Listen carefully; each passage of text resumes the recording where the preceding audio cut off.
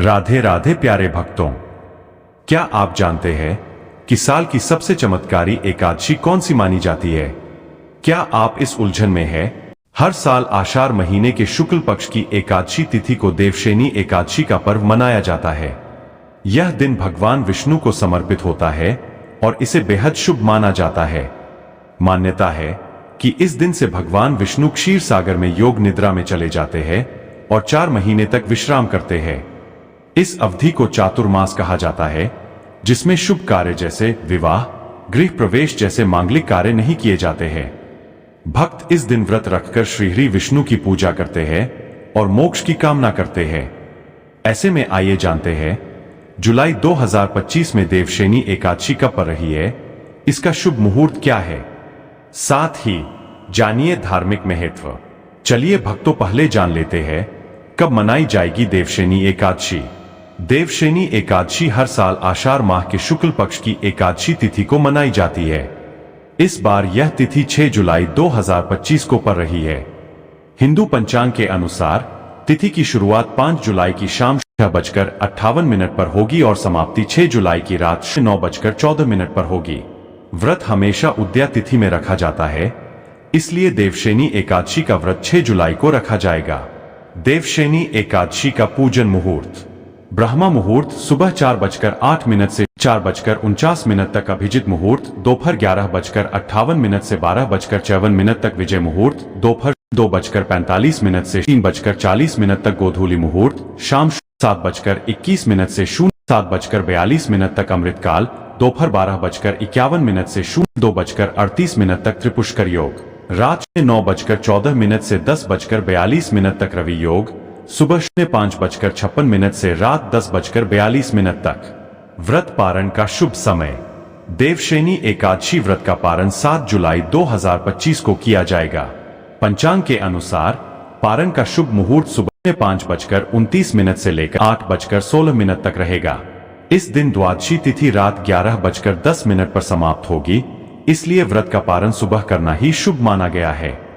देवशयनी एकादशी का महत्व: इस एकादशी को पद्मा, हरिशनी या आषाढ़ी एकादशी के नाम से भी जाना जाता है।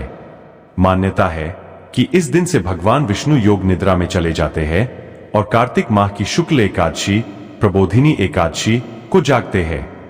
इन 4 महीनों को चातुर्मास कहा जाता है। इस दौरान साधना, व्रत और भक्ति के कार्य अधिक फलदायी माने जाते हैं, जबकि विवाह, गृह प्रवेश जैसे शुभ कार्य वर्जित होते हैं। धार्मिक मान्यताओं के अनुसार देवशयनी एकादशी के दिन व्रत रखने से जीवन में सुख, शांति और समृद्धि आती है। साथ ही व्यक्ति को पापों से मुक्ति और मोक्ष की प्राप्ति होती है। यह दिन जगन्नाथ रथ यात्रा के तुरंत बाद आता है, इसलिए इसकी महत्ता और भी बढ़ जाती है। संतान प्राप्ति के लिए देवशयनी एकादशी पर करे गोपाल स्तोत्र का पाठ, पूरी होगी मनचाही मुराद। देवशयनी एकादशी 2025 व्रत की महिमा शास्त्रों में निहित है। इस व्रत को करने से साधक को अक्षय फल प्राप्त होता है। इस शुभ अवसर पर मंदिरों में भगवान विष्णु की विशेष पूजा की जाती है। एकादशी के दिन पीले रंग की चीजों का दान करना उत्तम माना जाता है। देवशयनी एकादशी व्रत करने से संतान की प्राप्ति होती है। एकादशी तिथि पर लक्ष्मी नारायण जी की पूजा की जाती है। साथ ही मनचाहा वरदान पाने के लिए उनके निमित्त व्रत भी रखा जाता है। इस व्रत को करने से साधक पर लक्ष्मी नारायण जी की कृपा बरसती है। उनकी कृपा से सुख और सौभाग्य में वृद्धि होती है। धार्मिक मत है कि एकादशी व्रत करने से निसंतान दंपति को संतान सुख का वरदान मिलता है। इसके लिए साधक, स्त्री और पुरुष एकादशी के दिन भक्ति भाव से लक्ष्मी नारायण जी की पूजा करते हैं। साथ ही संतान सुख या पुत्र रत्न की प्राप्ति के लिए एकादशी का व्रत रखते हैं। अगर आप भी सुख, सौभाग्य और वंश में वृद्धि पाना चाहते हैं, तो देवशयनी एकादशी के दिन पूजा के समय संतान गोपाल स्तोत्र का पाठ अवश्य करें। ध्यान दें, पारण में देरी या जल्दी करना शुभ फल को नष्ट कर सकता है। व्रत की शुरुआत ब्रह्म मुहूर्त में स्नान से करें। साफ सुथरे वस्त्र धारण करें।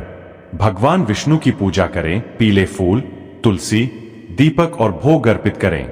नमो भगवते वासुदेवाय मंत्र का जाप करें। फलाहार करें और दिन भर व्रत रखें।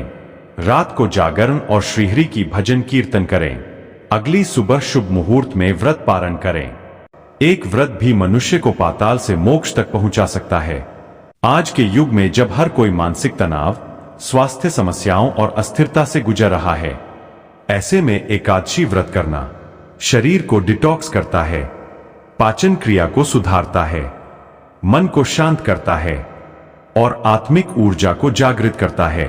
व्रत के लाभ: जन्म जन्मांतर के पापों का नाश, पितृ दोष से मुक्ति, रोगों से छुटकारा, लक्ष्मी कृपा की प्राप्ति, मोक्ष की प्राप्ति।